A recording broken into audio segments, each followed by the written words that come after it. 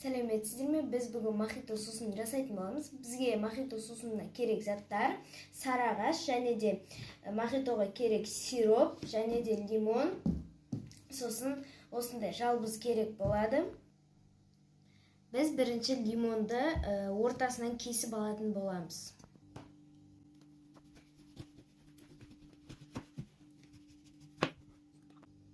Біз жаңағы кескен лимонымызды үшке бөліп аламыз.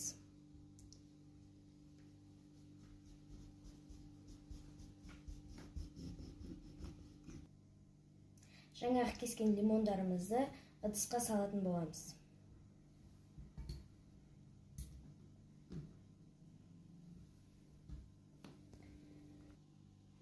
Біз жаңағы ыдысымызға осындай жалбыздарды салатын боламыз.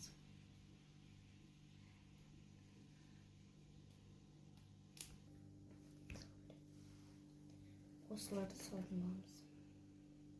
Біз енді осы сиропты құятын боламыз.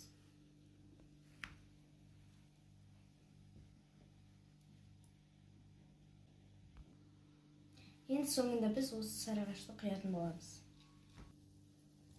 Сары ағашты құятын боламыз.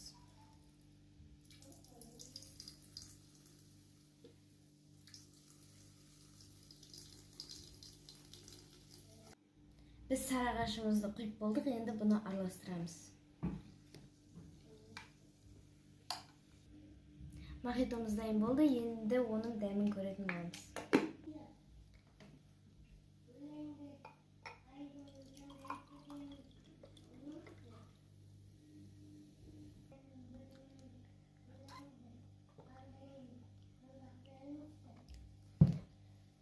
Мохитомыз өте дәмді болыпты.